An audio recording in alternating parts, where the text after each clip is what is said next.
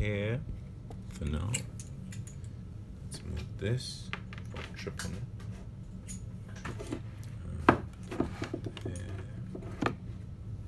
Says you started one already. Okay. Hi everyone. Okay. Let's just make sure. Sorry, I'm just trying to make sure that light isn't in your eye. Okay. Thank you very much. Those of you who have jumped on the pre-sale page. I just wanted to run through some stuff. Hello Mexico. I just wanted to run through some stuff about the pre-sale page. We have been having some issues with people downloading the guidelines. We think that one of the main reasons for this is because people's firewall and their server firewalls are creating some conflicts with this WordPress download. If you are having an issue, I will put this on a link. Actually, I'll put this on a photo that I'll put up on the site. You can email Angie at copperplatemanual@avgraphics.net, and she will send the information to you. Okay, right. So the grids. Now I know the grids are not the easiest thing to understand, so I thought it would be nice to go through the grids with you, so you have a sense of what we're planning to do and how the grids help, and how they can help, and how they will help. This is a rough page, a double page spread of what the manual will look like. So this is, I might need some help, Angie. So actually, okay. So this is a double page spread. Come in the shot. Come say hello. Hi. So let's move back a little bit so people can see. Can you see that clearly? So is that clear enough for you guys to see? Wow. Someone said wow. Okay. Right. This is a copperplate letter so that you know what you're going to do. This is a ductus stroke letter. Of course, ductus is the stroke number and order. This is the angular confinement 1 and the angular confinement 2. We haven't dropped them in as yet.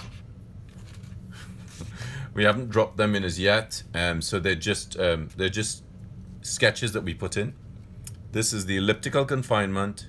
This is the continuous movement. This is the variable velocity.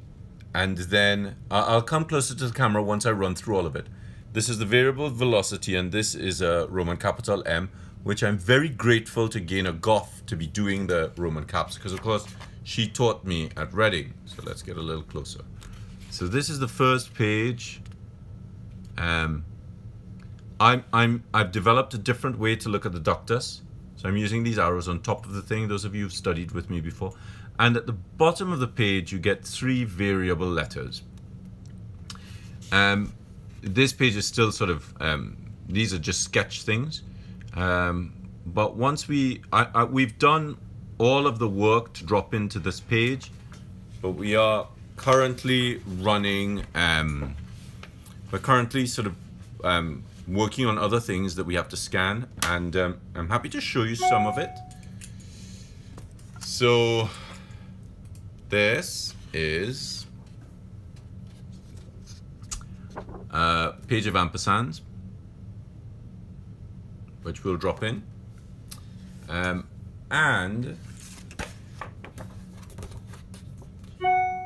2 words for every letter, so you can look at why the letters look the way they look. I even look at Roman numerals, different ways to produce them, and then I've done a comparative analysis of this. So the comparative analysis here, which we're trying to figure out how to fit it into the manual, because obviously we only really have 134 pages. So this comparative analysis, which I know a lot of you have, hi Debbie, I know a lot of you have heard me talk about why not to use an oblique holder over a straight holder. this comparative analysis explains why. And it shows why. You can see in the letters, you can see why they differ. And there's a lot of information on that on basically just one page. And then we have suspensions and contractions. And double letters and diphthongs. And more double letters. And more double letters. And some notes on some new notes that I've come up with on flourishing, on how a flourish works and why it works the way it works, looking at it with a brush, looking at it with a pointed nib, and the continuous movement, which I'm not going to show you because I don't want you trying to figure it out and messing it up in your head, because then I will have to help you unmess it up, which will not be fun for the two of us because I will only shout at you, which I know you will love. I am kidding. But then I've also done, there will be a brush lettering section. So we don't draw O's, we write them. So that's the brush lettering section. So that looks at doing the brushes with, doing the letters with a Fude 8, a Kuretake Fude 8. So it's a slightly different technique. And I don't really, I can show you this. So this is what the doctor's strokes will look like. So it actually, I'm expanding the letters. So we're not going over, obviously you know that we go over the same line, but I want you to see what this actually does. And I know a lot of people get confused when you have a line that goes over itself when it moves in a different direction. And I just think it'll be good for you to see the letter expanded, and consequently it's right next to the copperplate letter. Okay, so enough waffling on about the manual. Let's talk about the grids. How do the grids work?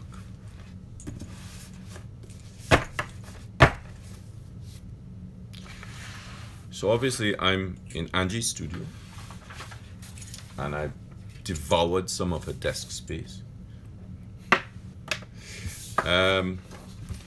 Right, I'm going to give Angie the camera because I need to do some writing, and more importantly, I need you to see what we're doing. So let me, there we go. Okay. All right. Okay. Chris Yoke, thank you very much for the pen. I know lots of you have seen it. It's really, really beautiful. If you want a beautiful holder like this, get in touch with Chris. So I'm using a Hunt 22B nib, and I'm using some gouache, which I mixed up. And I'm going to look at the minuscules first. So let's see what the best way is to do this. Maybe if you come here, and that way you can look there. I'm sorry you're going to have to see this off at an angle, guys, but it can't really be helped. Okay, I'll look at the two grids together. This is the majuscule grid, and that one with the gray. And this is the minuscule grid. Now they are slightly different from each other because majuscules are based on Roman capitals and minuscules are not based on Roman capitals. They are actually based on something else that were originally based on Roman capitals. So our minuscules come from our capitalis, imperial capitals, which are what most people think of Roman caps. That's your imperial capitals, or lapidary capitals because they were carved in stone, and big monumental inscriptions for things like triumphal arches, so like the Trajan column and the Arch of Septimus Severus. The minuscules actually started when we moved into the uncial period. So with the uncial scripts, you had the advent of the capitals are bilinear, and with the advent of the uncial scripts, we had the development of a quadrilinear script, and that's where our minuscules come from. Consequently, they are two entirely different alphabets. So you write in two different alphabets. So the grids needed for them actually needed to be two separate kinds of grids based on the same system. Now, I'm going to show you the grid, the majuscule grid, because I want you to understand why the grid works the way it works first.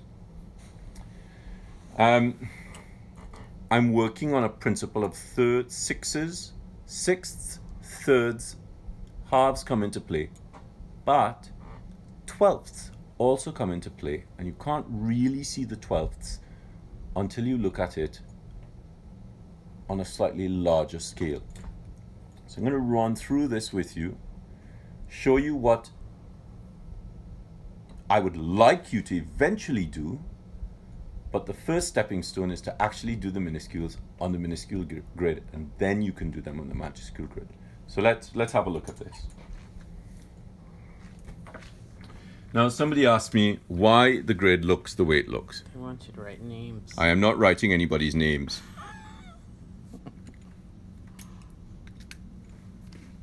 So, this is the grid. Now, the grid is based on, you can see that these lines are darker. This is the center line. And I tend to start here because we have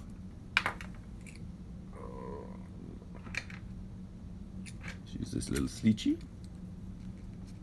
So we have an angular confinement pattern. That's 2. So we're going, we'll start here. So we're going 1, 2, 3, 4, 5, 6, 7, 8, 9, 10, 11. Can you see that? And then the B, so we'll use the B, 1 and 2 and 3 and 4 and 5 to the center line, 6 and 7 and 8 and 9 and 10 and 11 and 12 and 13. Okay, so let's give it a little bit more of a, okay, brilliant. I'm sorry if the camera shakes, but Angie's holding the camera, so just be grateful. Now, by understanding where the angular confinement works, you can sit the letter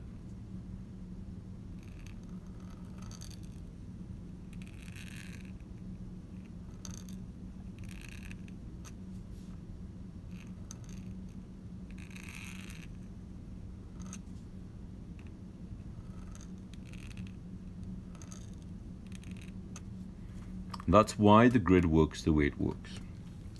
The manual actually measures out all the letters. It's not as simple as you think. So, you know, if you're using the grid to practice, use it to practice by all means, but don't sort of fight with it. Now, I tend to work on a half and half basis for the majuscules and the minuscules, which means the minuscules are actually really, really tight. I eventually would like you to try and do this at this tightness, because by forcing yourself to work this tightly, you will get a better control over the tool. So, you know, we have a halfway mark. Now, this copperplate script differs from what a lot of you are doing, because most of you come across and down. Well, that's not copperplate, that's Spencerian. Copperplate is up at 55 degrees, around and down. So we get and 1 and 2 and 3 and 4 and 5 and 6 and 7. So let's do that again. Sorry, I'm off at a really bad angle. And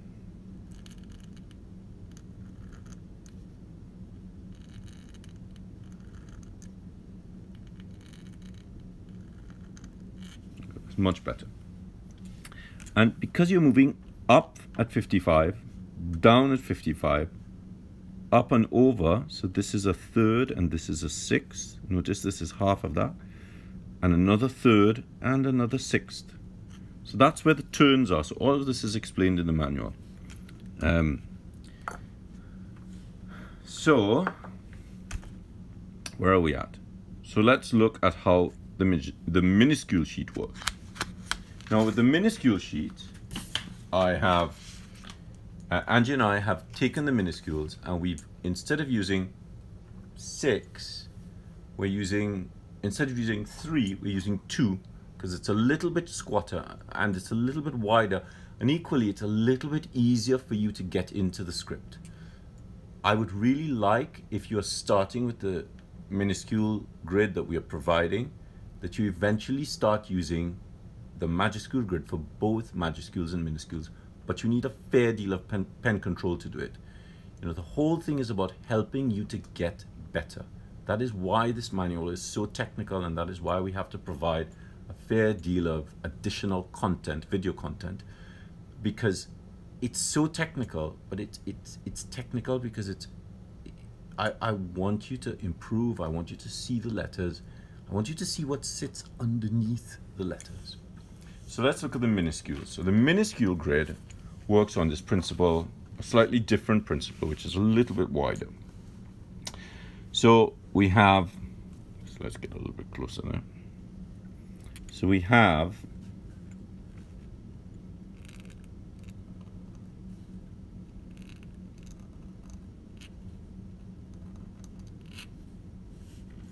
now the M does this, and 1 and 2, 3 and 4, 5, 6 and 7.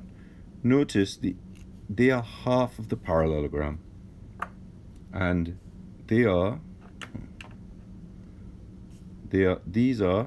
half of that height. So this is that, this is this, that is that, and that is that. So we can write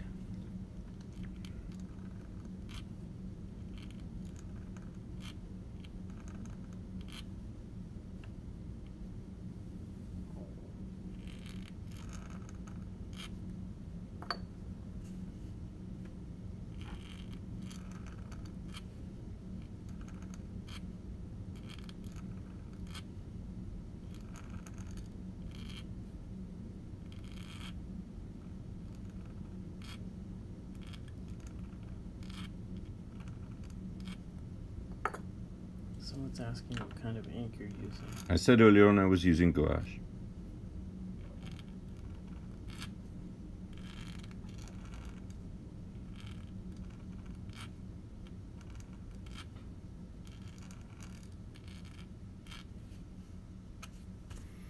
So you can see that, just get a little closer. So you can see that.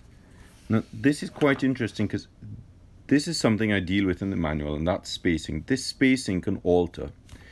And what's great here is it shows you that the R is half. It's actually a full double height parallelogram.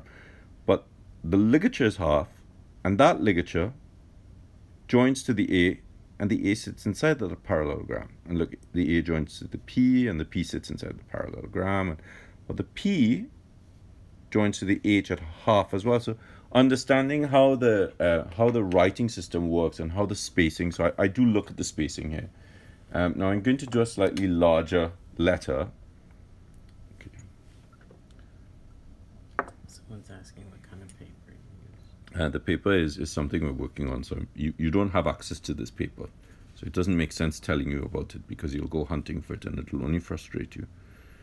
So we have 1. So I'm going to write twice the size, 1 and 2 and 3 and 4 and 5 and 6 and 7, sorry.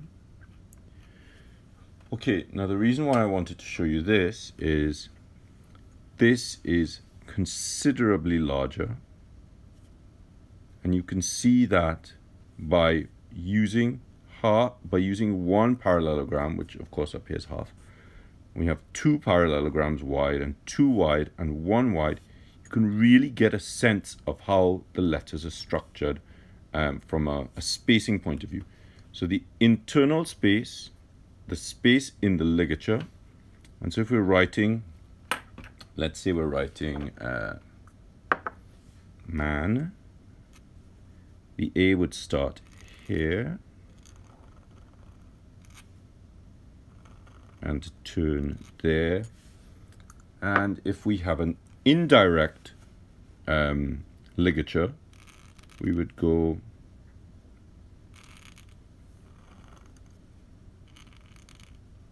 I'm sorry, forget that I'm writing at twice the height.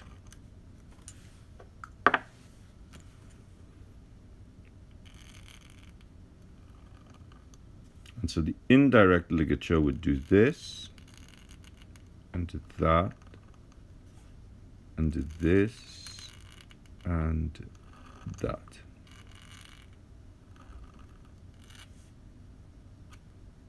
So that needs to come across there.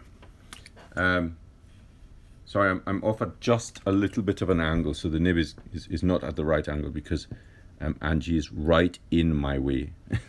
Otherwise, you will not be able to see what's being done. So we can turn that. And so this shows that there is a natural space between the ligature and the strokes that naturally occurs if you go up at 55 degrees and down at 55 degrees. Remember, if you're going across, you're not using a true sort of copper plate structure to work within. And that's quite problematic for spacing. Equally, the manual looks at how to produce, right? And it's great that you're seeing this on the side, because one of the things that I look at is why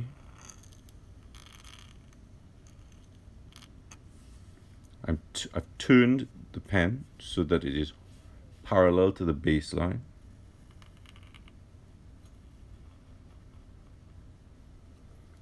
That's why it's better to use a straight holder over an oblique holder, because it allows you to produce this turn more easily, and it also allows you to produce this turn more easily.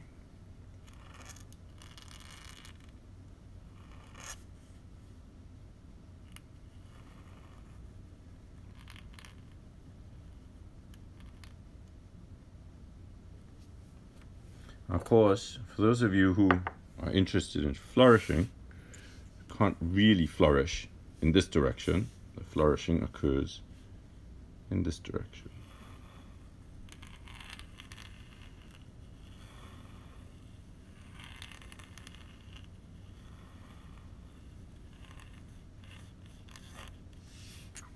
Okay. Right. I think that is about it. We just take that. So, I hope that's been a little bit helpful for you. The manual will be available mid-November. We're looking at a recommended retail price of $32.99. Yes, the flourish. So I just wanted you to see how the grids work and why I've come up with the grids the way that I've sort of structured them. Thank you very much. I'm glad that you think it's been amazing. You know, one of the amazing things about copperplate script is it is the basis for Chicano. And if you understand how copperplate script works, your Chicano script is really wonderfully augmented.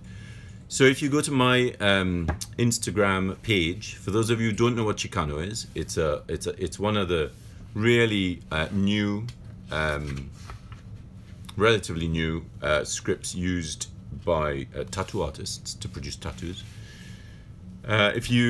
Information on the manual can be found on my website, paulantonioscribe.com, and there's a button at the top that says manual. Click the button, fill in the information. It's really important you fill this information in. Don't just copy the pages and send them to people. There is a reason for this. The information, you're welcome. The information, send me a direct message about this Chicano script. I'd love to chat with you about it. the information that we're asking you to fill in is your name, your surname, and your location. You know, city, state, and country. The reason why I'm asking you not to just forward the guidelines is we need you to fill this in for a reason. Once we start getting an idea of where people live, we can work out where the next set of classes will go to. So it's really, really important that you fill this information in and you get people to fill it in. Equally, this is a pre-sale page. We're gathering information so that once the pre-order page is ready, and we're just sorting out some international distributors, so we're not quite ready with that pre-order page where you could give us your money. Well, you're not giving me your money, you're giving Speedball your money, which is fine. But once we know when that pre-order page is going to be ready, we will email everybody who's filled that information in and let them know when it's going to open. You have 3 weeks. The pre-order page will only be open for 3 weeks, and any of the associated benefits that you derive from it, which again we're still trying to work out, which could possibly be a discount on the price and or free shipping, you only have 3 weeks to fill that in. There will be shipping internationally, so don't worry about that. And I really think that is it.